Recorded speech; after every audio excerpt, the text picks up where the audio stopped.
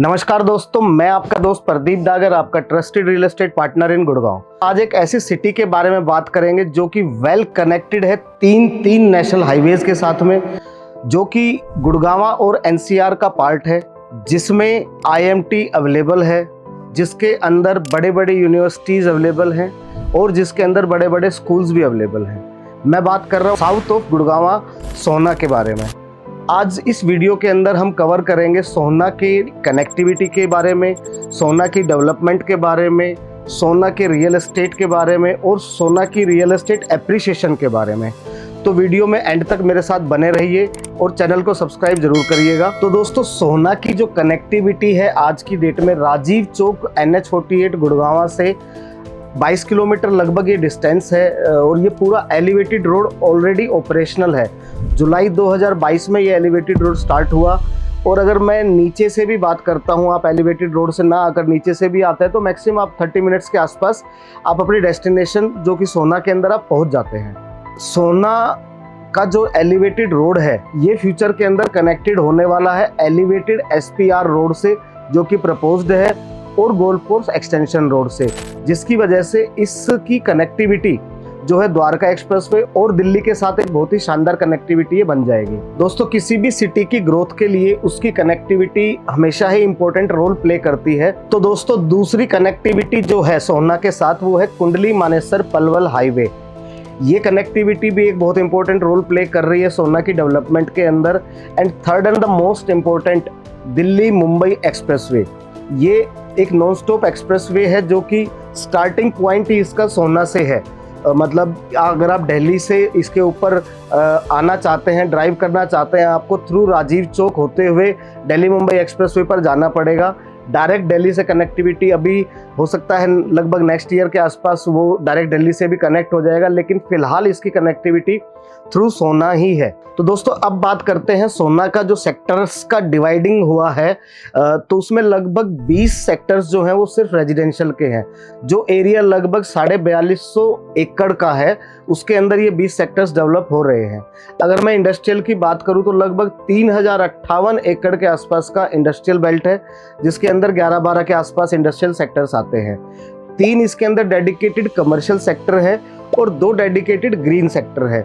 और अगर मैं ग्रीन बेल्ट की बात करूं तो लगभग 2300-2400 एकड़ के आसपास का वो एरिया सिर्फ ग्रीन के लिए डेडिकेटेड छोड़ा हुआ है। लगभग पूरा सोहना सराउंडेड बाय अरावलीज है, तो ग्रीन बेल्ट यहाँ पर ऑलरेडी अवेलेबल है, नेचुरल अवेलेबल है, जिसकी वजह से यहाँ का AQI लेवल आसपास के एरियाज में NCR के अंदर भी सबसे कम लो AQI लेवल है इसका। तो दोस्तों, सोहना के अंदर आज की डेट में इंडिया की टॉप यूनिवर्सिटीज़ अवेलेबल हैं, जिनमें GD Goenka, KR Mangalam, APJ Satya university, WIT world institute of technology, ऐसी बड़ी बड़ी कई यूनिवर्सिटीज़ यहाँ पर ऑलरेडी अवेलेबल है। अगर मैं स्कूल्स की बात करूँ तो GD Goenka world school, GD Goenka signature school, BVM school, ऐसे बड़े बड़े स्कूल यहाँ पर अवेलेबल है। और अगर मैं आपसे बात करूँ इंडस्ट्रीज़ की तो यहाँ पर ATL की इंडस्ट्री जो है अभी इंडस्ट्रियल एरिया के अंदर स्टार्ट होने वाली है। IMT के अंदर रूप पॉलीमर, ऐसे बड़े बड़े ब्रांड ऑलरेडी यहाँ पर अवेलेबल है।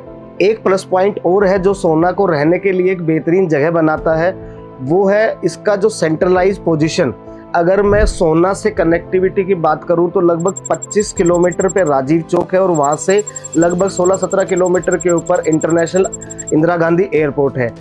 इसी तरीके से अगर मैं सोहना से 26-27 किलोमीटर के आसपास पलवल पड़ता है और उससे 16-17 किलोमीटर पे जेवर एयरपोर्ट पड़ता है, तो दो इंटरनेशनल एयरपोर्ट्स का ये सेंटर पॉइंट है, जिसकी वजह से इसकी कनेक्टिविटी में नो डाउट एक बहुत ही बेहतरीन कनेक्टिविटी बनती है। एक और मेन कनेक्टिविटी की यहाँ मैं आपके साथ डिस्कशन करता हूँ, हरियाणा ऑर्बिट रेल कॉरिडोर।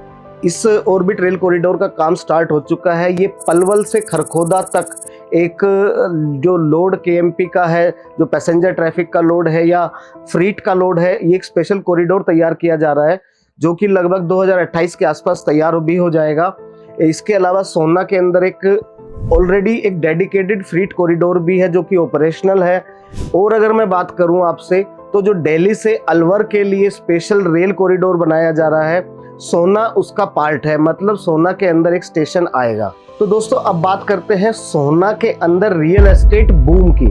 सोना का रियल एस्टेट मार्केट इतने स्पीड से क्यों बढ़ रहा है, उसमें नो डाउट कनेक्टिविटी जो मैंने पीछे कवर किया वो एक बहुत बड़ा फैक्टर था। दूसरा बड़ा फैक्टर अब हम डिस्कशन करते हैं, द्वारका एक्सप्रेसवे आज की डेट में लग्जरी से भी ऊपर लाइफस्टाइल होम्स की तरफ एंटर कर चुका है। वहाँ पर 5 स्टार होटल्स की सर्विसेज वाले प्रोजेक्ट्स भी ऑलरेडी आ चुके हैं। अलग अलग कंसेप्ट के प्रोजेक्ट वहाँ पे आ रहे हैं, जिसकी वजह से आज गुड़गांव एक आम आदमी की पहुंच से बाहर है। अगर मैं बात करूं अंडर 2 CR के घर की, तो वो द्वारका एक्सप्रेसवे पर आज की डेट में लगभग नामुमकिन है। इस बजट के अंदर सोना के पास बहुत ऑप्शन अवेलेबल है, अफोर्डेबल में भी और लग्जरी सेगमेंट में भी। मैं आपको बताता हूं कौन कौन से बड़े जो डेवलपर्स हैं यहाँ पर। गोदरेज यहाँ पर आ चुके हैं, मेफेयर इंफ्रा यहाँ पर है, एल्डिको यहाँ पर है, आशियाना यहाँ पर है, सिग्नेचर ग्लोबल यहाँ पर है, रहेजा यहाँ पर है, सेंट्रल पार्क यहाँ पर है। सेंट्रल पार्क फ्लावर वैली एक लैंडमार्क प्रोजेक्ट है सोना की जो ग्रोथ हो रही है, जो इंफ्रास्ट्रक्चर ग्रोथ हो रही है उसके लिए। और ऐसे बड़े बड़े मतलब डेवलपर्स ऑलरेडी यहाँ पर आ चुके हैं, प्रोजेक्ट यहाँ पर डिलीवर भी हो चुके हैं। क्योंकि यहाँ का रेंट गुड़गांव से कम है तो लोग गुड़गांव से आके यहाँ पर रह रहे हैं, क्योंकि जो ट्रैवलिंग टाइम है वो काफी कम लगता है सोना तक पहुँचने में। अब क्योंकि SPR से ये वेल कनेक्टेड है, गोल्फ कोर्स एक्सटेंशन से वेल कनेक्टेड है, तो वहाँ का अगर हम रेंटल की बात करें तो और ट्रैफिक जाम की बात करें तो उस कंपैरिजन के लिहाज से इंसान सोना में रहना ज़्यादा अच्छा पसंद करेगा। तो दोस्तों मोस्टली यहाँ पर अफोर्डेबल सेक्शन के अंदर बहुत सारे प्रोजेक्ट हैं जो डिलीवर्ड हैं, लगभग 70-80% ऑक्यूपेंसी वहाँ पर आ चुकी है। लग्जरी में मैं अगर आपसे बात करूँ तो एल्डिको है, सेंट्रल पार्क है और गोदरेज है। और अगर मैं फ्लोर्स की बात करूँ तो वहाँ यहाँ पर मेफेयर इंफ्रा है, त्रेहान है और NS आर्कस जैसे बड़े बड़े डेवलपर्स यहाँ पर फ्लोर्स के प्रोजेक्ट डेवलप कर रहे हैं। अब जैसा कि आपको पता है कि कंसेप्ट प्रोजेक्ट यहाँ पर भी आ रहे हैं, एक अच्छी ग्रीनरी का पैटर्न लेकर यहाँ पर आ रहे हैं। कमर्शियल्स भी काफ़ी अच्छे यहाँ पर डिलीवर भी हो चुके हैं और आने वाले फ्यूचर में डिलीवर भी होने वाले हैं। जहाँ तक मैं अप्रिसिएशन की बात करूँ, पिछले 3-4 सालों के अंदर जिन लोगों ने 3-4 साल पहले सोना में इन्वेस्टमेंट किया था, आज वो ऑलमोस्ट 3x उनका पैसा हो चुका है। और जो आज भी लोग यहाँ पर इन्वेस्ट करेंगे तो आने वाले फ्यूचर में लगभग 5x to 10x आप अपना पैसा इंक्रीज कर सकते हैं। क्योंकि आज की डेट में जो टिकट साइज है वो आम आदमी की पहुंच में है, आम आदमी इसको परचेज कर सकता है, रहने लायक जगह है, फैसिलिटीज अवेलेबल है, कनेक्टिविटी इशू है नहीं, तो सोना चूज क्यों ना किया जाए। तो जिन लोगों ने अभी तक सोना को विजिट नहीं किया है वो सोना को एक बार विजिट जरूर करें, इसका ज्योग्राफी को अंडरस्टैंड करें, इस चीज़ को अंडरस्टैंड करें कि जहां आप रहने वाले हैं वहां का ऑक्सीजन कितना शानदार है, वो आपकी हेल्थ के लिए कितना फ़ायदेमंद है। तो बहुत सारे ऐसे पॉइंट्स हैं जो आपको जानने ज़रूरी है। मैंने लगभग आपके साथ सभी पॉइंट्स यहाँ पर कवर किए। और अगर आप सोना के बारे में और जानना चाहते हैं या सोना की विजिट करना चाहते हैं, यहाँ के प्रोजेक्ट्स के बारे में जानना चाहते हैं, तो आप नीचे दिए गए नंबर्स पर मुझसे कभी भी कांटेक्ट कर सकते हैं। दोस्तों इस वीडियो को आप ज़्यादा से ज़्यादा शेयर ज़रूर करें ताकि जो लोग सोना के बारे में नहीं जानते हैं उन तक ये नॉलेज पहुँच सके। और चैनल को दोस्तों सब्सक्राइब ज़रूर करिएगा ताकि आपके पास मेरी आने वाली हर नई अपडेट पहुँच सके। Thank you.